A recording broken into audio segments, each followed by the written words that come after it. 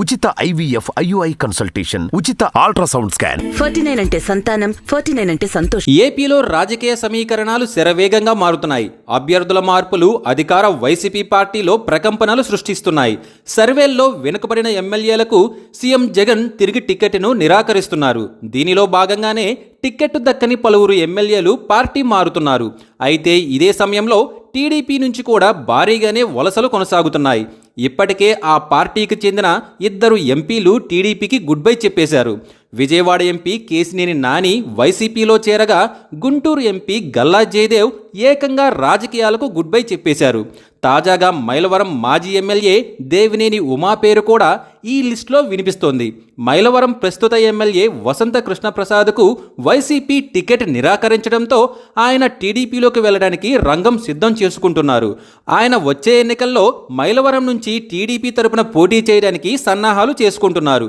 అయితే వసంత రాకను మాజీ ఎమ్మెల్యే దేవినేని ఉమా తీవ్రంగా వ్యతిరేకిస్తున్నారు. వీరిద్దరి మధ్య దశాబ్దాలుగా వైరం కొనసాగుతుంది. ఈ క్రమంలోనే మైలవరం టీడీపీ శ్రేణులతో ప్రత్యేక సమావేశం నిర్వహించిన దేవినేని ఉమా ఎమ్మెల్యే వసంత కృష్ణప్రసాద్పై తీవ్ర విమర్శలు చేశారు. మైలవరం టికెట్ కోసం వసంత కృష్ణప్రసాద్ 100 కోట్లు ఖర్చు పెడతానని చెబుతున్నాడని, ఈ దళారుల మాటలు నమ్మవద్దని టీడీపీ కార్యకర్తలను ఉమా కోరారు. విజయవాడ మాజీ ఎంపీ లగడపాటి రాజగోపాల్తో కలిసి మైలవరం టికెట్ కోసం వసంత కృష్ణప్రసాద్ తీవ్రంగా ప్రయత్నాలు చేస్తున్నారని, తాను ఉండగా ఇది జరిగే పని కాదని దేవినేని ఉమా వారిని హెచ్చరించారు. అయితే తాజాగా అందుతున్న సమాచారం ప్రకారం టీడీపీ అధిష్టానం మైలవరం టికెట్ వసంతకే కేటాయించినట్లుగా తెలుస్తుంది. అక్కడ ప్రస్తుతం ఇన్ఛార్జిగా ఉన్న దేవినేని ఉమను మరో నియోజకవర్గానికి తరలిస్తారనే చర్చ జరుగుతుంది.